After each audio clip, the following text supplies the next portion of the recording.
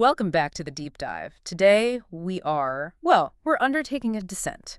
We're going down into a mystery that lay silent, completely hidden, for something like 4,000 years. We really are. We are not just scratching the surface of history. We are dropping 85 meters straight into it. Into a subterranean metropolis carved right under the volcanic landscape of Cappadocia in Turkey. We are talking about Derinkuyu.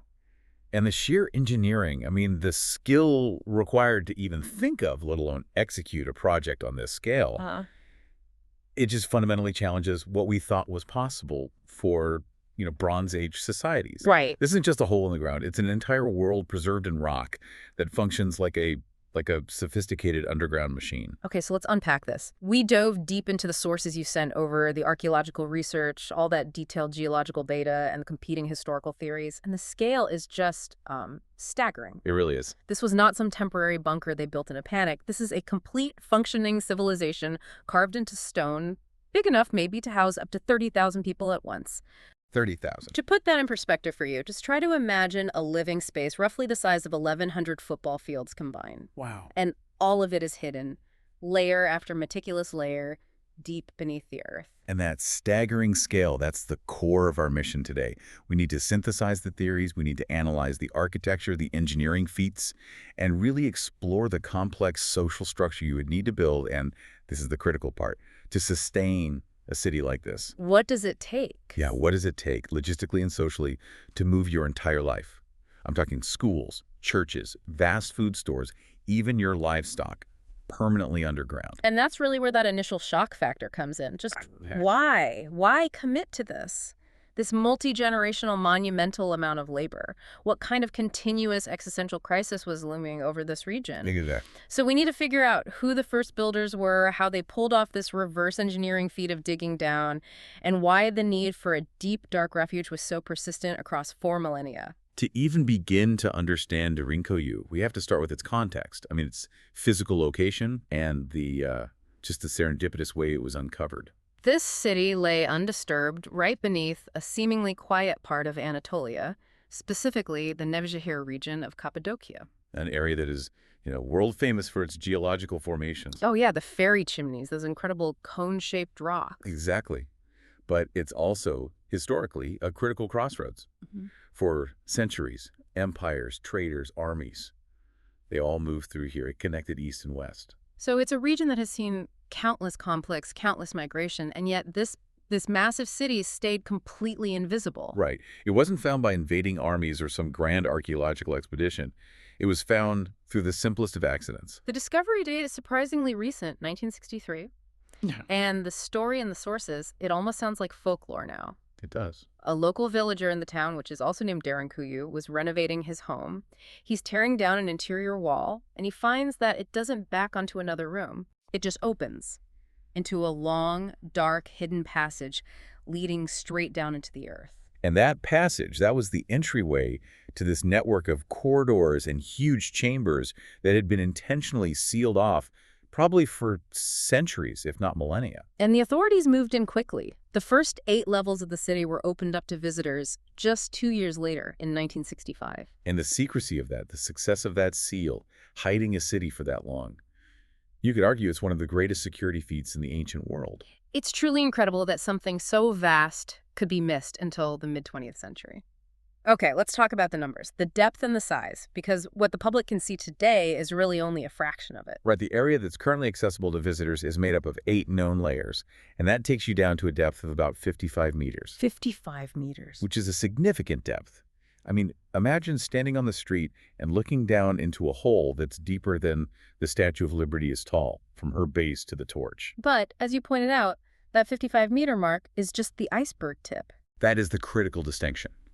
Researchers, based on geological surveying and, structural analysis of the rock, they believe the total city goes much deeper. How much deeper? Potentially 18 to 20 distinct subterranean layers, which would take the total depth down to approximately 85 meters. 85 meters. We're talking about an underground structure that's as tall as a 28-story building. Exactly. And the horizontal spread is just as ambitious. Oh, absolutely. When you factor in that horizontal expansion across those 20 possible layers, the estimated total size of Derinkuyu is 4.5 square kilometers. And what does that mean for population? The maximum estimated capacity, based on living space and communal areas, it ranges somewhere between 10,000 and 30,000 inhabitants. That capacity, I mean, the ability to hold what is basically a small modern city, that's what validates its status as a metropolis. The sources describe it as being large enough for a stadium's worth of people to live there all at the same time. And the architectural layout is key to its function, to its defense. It's not just a collection of random caves. No, not at all. It's a meticulously planned labyrinth. A series of connected chambers and tight, winding tunnels all carved out of that soft, volcanic rock. It's a method the locals call kaya oyama. Kaya oima, which means what exactly? It's very direct. It literally means rock carving. And the layers aren't neatly stacked on top of each other like a modern building? No, the horizontal spread changes, and the tunnels are often very narrow, which, as we'll get into, was a very conscious military decision. It speaks to a design philosophy that prioritized security and long-term concealment over, surface-level convenience. What stands out to me is how the structure manages all these competing functions. It's incredibly clever. You have the messy, loud operations, the livestock, the storage, the waste, all segregated up near the surface. Right. While the most vulnerable, high-value functions like the spiritual centers and, crucially, the water sources are buried as deep as possible. Each layer also functions with these deliberate transition points, meaning they could be sealed off individually. The whole city was designed as a series of defensive bulkheads. It's just a masterful piece of three-dimensional planning. And that brings us directly to the biggest question. How? Okay, here's where we tackle the engineering. We're looking at an 85-meter hole, 4.5 square kilometers wide, dug with what we have to assume were Bronze Age hand tools.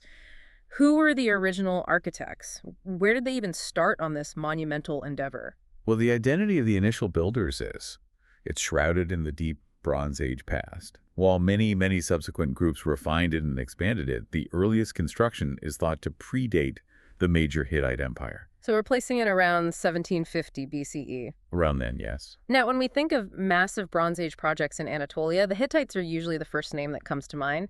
But your sources are suggesting an even older, less documented civilization laid the foundation. That's right. While the Hittites certainly used the site, and they expanded it, the running theory, which is supported by recent archaeological models, points to the Hashins. The Hashins. The Hashins were the pre-Indo-European people who originally inhabited Anatolia.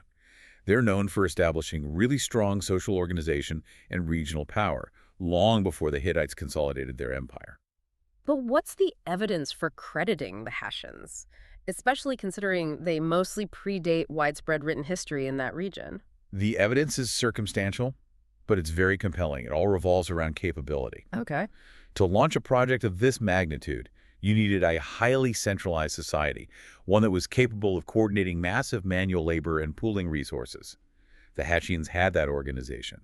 They're credited with laying the groundwork for later city-states like Hattushash. And the physical evidence. The earliest, crudest tool marks and pottery fragments they found in the upper levels of Derinkuyu.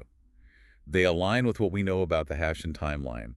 It suggests they had the necessary societal structure and, the power to initiate a subterranean megaproject like this. So we're basically talking about an unwritten chapter of history where this powerful... And we know this was not completed in a single lifetime. Yeah. The architecture itself is a timeline. Right. The later occupants, Phrygians, Romans, Byzantines, they all left their mark. For example, there's this detailed barrel vaulting, or bishik tonos kaimer, that you find in the missionary school on the second layer. That is a construction technique from 2 millennia after the initial Bronze Age digging. It proved Derinkuyu was a collective, multi-millennial construction project, continually expanded and refined by successive cultures facing the same recurring threats. But let's go back to the very start. The material itself had to cooperate. You can't just dig this deep and this wide into, say, granite. No, and that is the key architectural variable, geology. The entire existence of Derinkuyu hinges on the region's unique volcanic history.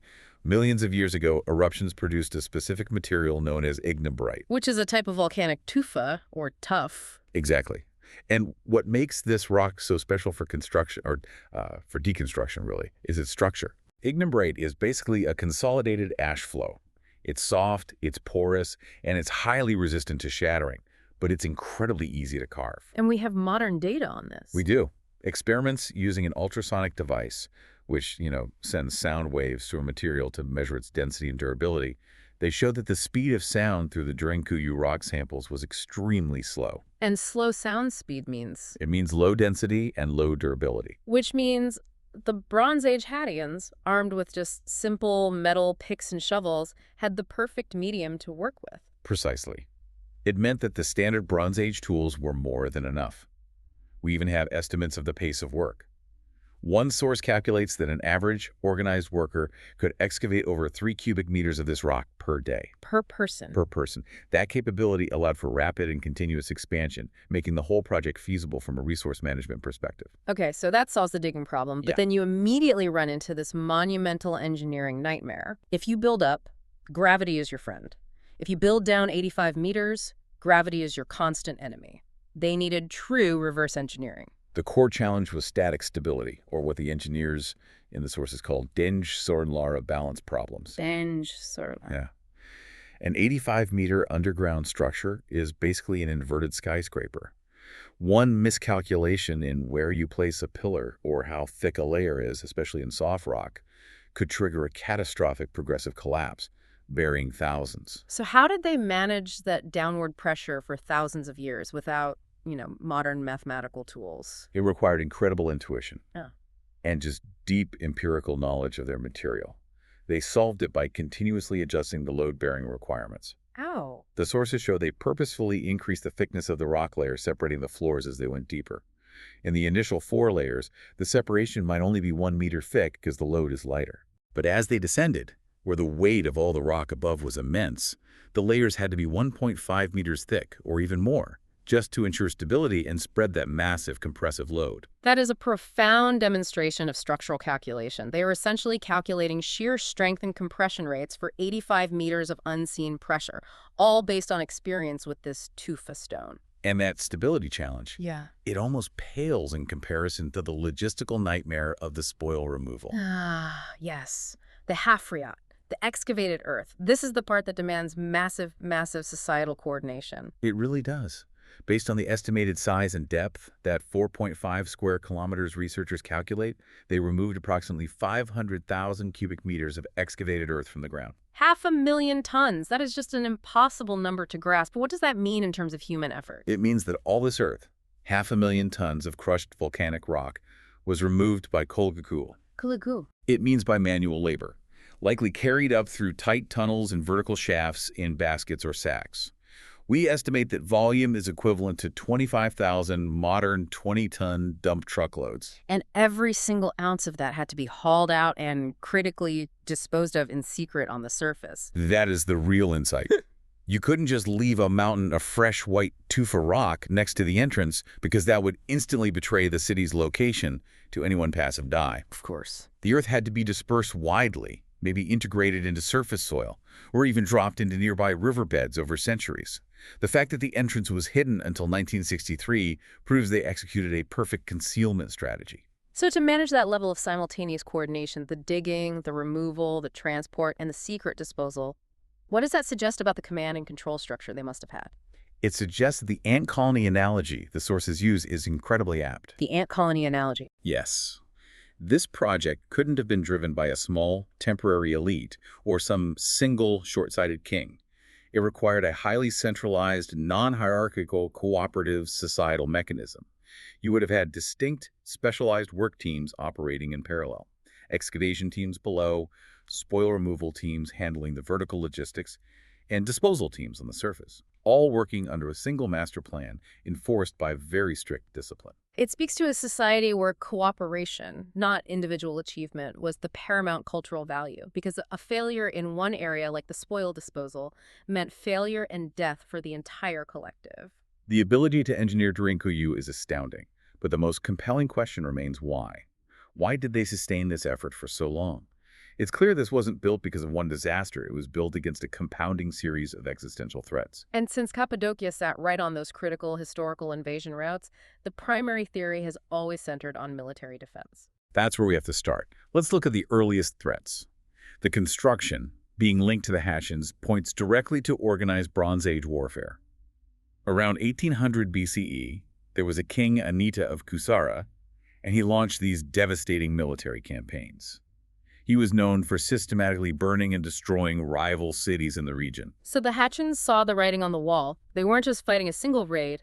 They were facing state-level organized conquest that was intended to eradicate their culture. The source material describes it as the risk of Catlium. Which means genocide. Exactly. Derinkuyu was built as the ultimate failsafe. It was. But the city's usefulness persisted. During the Byzantine era, centuries later, it was actively used as a deep refuge from the relentless Arab raids that plagued Anatolia between the 7th and 10th centuries. And then, perhaps most famously, starting in the 2nd century AD, it became a crucial sanctuary for early Christian communities who were fleeing systematic persecution by the Roman Empire. So it's the continuous nature of the danger that justifies the continuous effort. But hiding is only one part of the strategy. Making it an impenetrable fortress is the other. So what made the architecture so effective defensively? The builders prioritized slowing, fragmenting, and confusing the enemy. The most famous features are those massive, circular stone doors, the sürgü taşları. These were discs of stone weighing between 1 and 1.5 tons each, and they were designed to roll sideways and slot into a frame, completely blocking passages between layers and corridors. And the critical security feature was that they could only be opened from the inside, right? That is the failsafe. They had a central hole where a defense spear or a thick piece of timber could be inserted, serving as an axle and a handle. Once it was rolled into place, that door was immovable from the outside. So if an enemy breached the first chamber, they'd be confronted by this massive stone door that would take a huge, loud, time-consuming effort to destroy. All while defenders were waiting with spears and arrows in the darkness right behind it. And that labyrinthine design wasn't just to hide, it was a military tactic in itself. It was a strategic advantage. The corridors were designed to be incredibly narrow, sometimes too narrow for a single large man to pass through quickly, and certainly too narrow for two armed men to pass shoulder to shoulder. So it prevents large groups of invaders from just surging in. Exactly. It forces them to advance single file, which completely eliminates their numerical advantage. And that layered defense system. It meant one breach didn't spell total disaster. It was smart defensive engineering. If the first layer was breached, the defenders could instantly seal the sürgü taşları at the next transition point. This gave the deeper layers time to retreat, to regroup, or to prepare a counter-defense further down. It's like the concept of watertight bulkheads on a ship but applied to subterranean defense. You compartmentalize the threat. You do. Plus, there's the sheer psychological element. Oh, absolutely. Running through an unfamiliar, dark, narrow tunnel, knowing that a massive, unmovable stone door could slam shut behind you at any moment. It must have been utterly terrifying for an invading soldier. The darkness, the echoes, the confusion, the labyrinth was its own weapon, a huge psychological deterrent. Now, beyond military defense, the sources suggest another, possibly equally important motivation for moving underground: the environment, the climate refuge theory. That's the long-term benefit. Some theories suggest the initial construction might have been partly motivated by sudden climatic volatility, potentially a localized mini ice age event that would have drastically impacted surface agriculture and resources. And the rock provided the perfect solution to that kind of instability. It provided stability in an unstable world. The volcanic rock is an incredible natural insulator. Below just 3 meters, the temperature stays remarkably stable year-round, hovering between 13 and 15 degrees Celsius. And that's crucial for two reasons: comfort and preservation. Exactly. It offered natural warmth during the brutally cold Anatolian winters and cooling during the hot summers. And for food preservation, that consistent 13 to 15 degrees, that would be ideal for long-term storage of grains and especially wine and other fermented goods. It would have made Derinkuyu the perfect natural refrigerator and cellar, which is vital for surviving long periods when surface harvests failed due to climate shifts or were just destroyed by invaders. The city was designed not just to hide people, but to preserve the resources necessary for their survival across seasons. We should probably quickly address some of the speculation that the sources mentioned, the less likely reasons for the city. Right. We saw several, including the idea that it was primarily a quarantine zone for epidemics like the plague or cholera. But the evidence doesn't really support that. No. While people certainly would have fled disease on the surface, no significant concentrations of related fossils or disease residue have been found, so it makes it unlikely that isolation was its primary function. And the huge volcano nearby, Mount Urses. It's a massive regional feature, but it's 60 kilometers away. Its lava flows would never reach Derinkuyu. It could generate ash clouds, sure, but that acute threat alone wouldn't justify the entire multi-generational effort of building 85 meters down. No.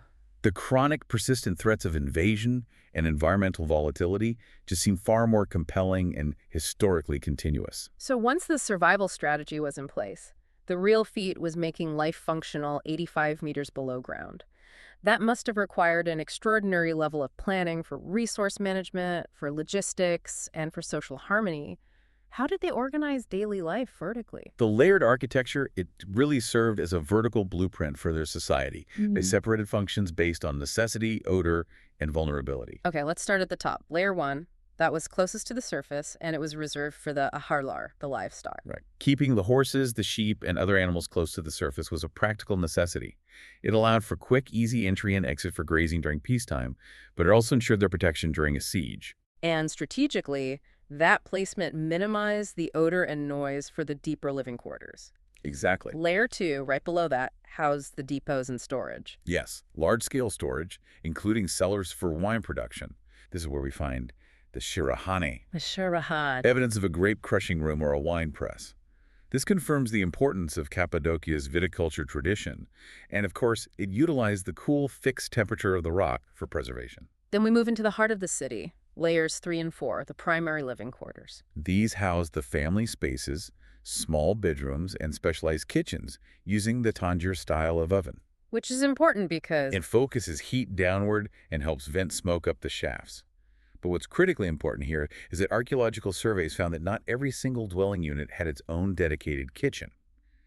And that is a profound social clue. what does that suggest about their social contract? It strongly implies communal cooking and eating. In a sealed environment, centralized food preparation and distribution are essential for resource rationing and control. It prevents individuals from hoarding food or mismanaging precious fuel. Absolutely. It underscores the collective, highly disciplined nature of the society required to survive under siege. Individual comfort was clearly secondary to communal survival. And as we go deeper, layers 5 and 6 become the intellectual and spiritual centers. Layer 5 contained the massive missionary school. You can see the long seating benches carved directly into the rock. This highlights the effort they made to sustain culture and education even while hiding. And layer 6? Layer 6 is home to the large, impressive cross-plan church. The existence of these religious and educational centers proves Derinkuyu was designed as a hidden cultural and spiritual capital, not just a temporary bunker. And the deepest known depths, layers 7 and 8. Layer 7 included critical community infrastructure, assembly and meeting halls for the city's leaders, which shows that governance continued even 50 meters down. And it also hosted the necropolis, the cemetery. Yes, the deepest known area. This detail is striking. The city was so comprehensive that it managed birth, education, daily life, worship, and death, all of it, entirely underground. That level of organizational complexity required engineering that was on par with, or maybe even exceeded, the construction itself. I'm thinking about life support. Air, water, and light. Air circulation is the ultimate constraint. If you're housing up to 30,000 people and their livestock underground, simple physics dictates a specific requirement. Calculations suggest they needed about 1.2 million cubic meters of fresh air circulating every hour. Every single hour. Every hour, to sustain the population and prevent the buildup of CO2 and odors. So how did the ancient engineers meet that astronomical requirement? They needed a system that leveraged the thermal gradient to create constant convection to prevent deadly dead air pockets at the bottom. The estimate is that they needed at least 50 massive vertical ventilation shafts to achieve that flow. And what did they find? Astonishingly, Derinkuyu features exactly 52 strategically placed and meticulously hidden ventilation shafts. Wow, that's incredible design congruence. The ancient calculation matching the modern necessity almost perfectly. And these shafts were engineering masterpieces. Some of them extend 55 to 60 meters down, providing air not just to the central corridor, but branching out into multiple rooms via a network of smaller ducts. It was essentially a massive passive air conditioning system. And these shafts, they weren't just for air, they were central to water security. That is the ultimate defensive move. The shafts doubled as wells, drawing from underground streams, and they deliberately dug the deepest wells, so they were isolated from any surface connection. Why? To prevent poisoning. Of course, The enemy would know to seek out and poison the surface water sources during a siege. By isolating their deepest water supply, they made it literally impossible for the invaders to contaminate their water. It ensured indefinite survival, even during the longest siege. Okay, now imagine navigating this 4.5 square kilometer labyrinth. You couldn't just rely on carrying torches, both for the fire risk and the fuel consumption. How did they light this world? They implemented a highly efficient form of what you could call ancient street lighting. Really? Yes, niches were carved directly into the walls along the major corridors, assembly halls, and critical staircases. These niches held oil lamps, likely fueled by Bazir Yağ, or linseed oil, and they provided this semi-permanent stable illumination for navigation. This infrastructure ensured that communication and coordination could continue even during the darkness of a sealed-off period. Speaking of communication, let's revisit that rock-carved telephone line. It's one of the most brilliant, small-scale engineering details. It demonstrates the ingenuity of a people who were just hyper-focused on efficiency and defense. They carved specific, narrow holes into the walls that acted as acoustic channels. So like passive speaking tubes. Exactly. These allowed people to transmit sound speech warnings, coordination orders between distant rooms and even across vertical layers without having to physically move, which was absolutely critical during a military crisis. Yeah. It was an essential rock-carved interlayer communication system. So if we synthesize all of this engineering, what does it tell us about the required daily routine and the social contract they lived under? Well, in times of peace, the sources indicate life wasn't entirely underground. They would certainly use the thermal stability for storage and sleep, but they spent large parts of the day outside working the fields, tending the animals, before returning for safety at night. But the moment those sürgü taşları rolled into place, survival depended entirely on strict shared discipline. A clear division of labor and an unwavering commitment to the collective good, the sources call it dayanışma, or cooperation, was non-negotiable. Men were likely assigned to security, excavation maintenance, external contact. Women specialized in food processing, managing the storage depots, childcare, and religious figures provided spiritual stability and community leadership. The whole communal structure suggests that failing to adhere to the rules was likely punishable by very severe means. Absolutely. The survival of 30,000 people depended on strict rationing, meticulous waste disposal, and above all, water security. Unauthorized entry to storage, waste mismanagement, or contaminating the isolated water supply that would have been treated as a capital crime. Because it threatened the entire community's existence. Right. Derinkuyu required a collective, disciplined, and resilient mindset for its occupants to thrive. Derinkuyu is often presented as this standalone marvel, but it actually existed within a much larger system. To really understand its legacy, we have to connect it to the regional context of Cappadocia. The region is literally honeycombed with these settlements. Cappadocia contains something like 200 underground living spaces, and over 30 of those are extensive, organized cities comparable to Derinkuyu. So this wasn't an isolated experiment. It was a regional solution to endemic threats. Exactly. And the ultimate confirmation of that network is the discovered link between Derinkuyu and its closest neighbor, Kamakli Underground City. The 9-kilometer tunnel, that's physical proof of an organized intercity defense system. 9 kilometers of rock carved for continuous travel. It allowed entire populations to flee from a collapsing or breached city to the next one, pooling resources and supporting each other. This was an ancient subterranean security network operating across a landscape. So how does Derinkuyu stack up against its neighbors? Kaymaklan is also massive, but it's different, isn't it? It is. Kamaklan, which may have been constructed later, perhaps by the Phrygians, is characterized by its horizontal design. It has wider, more spacious courtyards, and it reaches a maximum depth of about 40 meters. But Derinkuyu. Derinkuyu is defined by its extreme verticality and depth. It achieves that stunning 85-meter mark, making it significantly deeper and thus harder to reach, requiring greater engineering skill for ventilation and stability. And the other cities, they offered specialized functions and different defensive methods. They show this architectural variation driven by local needs. Take Uskanak, for instance, which is located near Avanos. While it used similar communication holes, its defensive strategy was different. It incorporated special channels for pouring hot oil or water down onto intruders through ceiling openings. A different approach. A very different approach. And then you have Mazah and Tatlarin, which were smaller but focused heavily on specific functions. Mazah for expansive wine cellars, Tatlarin for massive centralized agricultural storage. So Derinkuyu's distinction isn't just one factor, it's its total versatility. Precisely. It stands out as the deepest, arguably the largest, and certainly the most versatile. It functions simultaneously as a primary military fortress, a complex social habitat, a sophisticated center for education, and a major religious sanctuary. This multifunctional capacity is why it's often regarded as the potential capital of underground civilizations in Anatolia. The analysis of the source material suggests something even more profound, that building underground wasn't merely an emergency measure, it was an enduring cultural tradition in this region. It was a pragmatic choice, and it was driven by the geology. The easy-to-carve volcanic rock made subterranean construction far more efficient than conventional surface building, which would have required importing heavy timber and stone.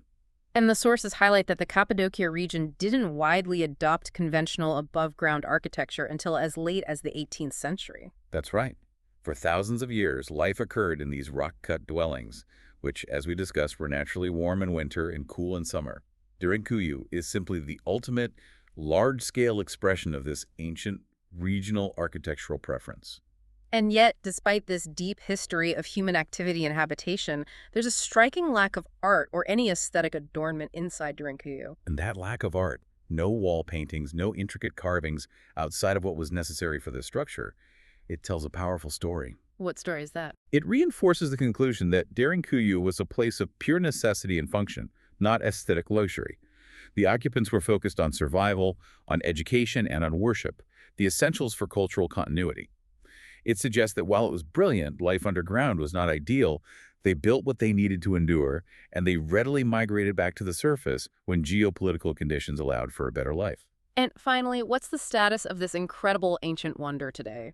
The region, including Derinkuyu, was rightfully listed as a UNESCO World Heritage Site in 1985. As we noted, only the initial 8 levels are open to tourism, and that's managed with strict limits to prevent damage to the delicate tufa rock structure caused by too many visitors. But the archaeological quest for the full 85-meter city continues. They're still searching for the remaining 10 or 12 levels and the full extent of the complex. Indeed. The ongoing work seeks to uncover the full architectural plan and capacity, and every new finding helps us better understand the remarkable societal cooperation, the structural genius, and the profound need that drove this multi-millennial collective endeavor to sustain life beneath the surface. This journey into the earth, it reveals far more than just deep tunnels. For you, the learner, the key takeaways are, well, they're undeniable. Derinkuyu was not a rushed project by a single king in a single year. It was a centuries-long collective undertaking. It was a sophisticated, multifunctional city, designed to withstand a combination of continuous compounding threats, military invasions, religious persecution, and climatic instability. All of it made possible by brilliant empirical engineering applied directly to this uniquely soft volcanic rock. It's the ultimate testament to the necessity of social organization. And it's such a powerful symbol of human adaptability.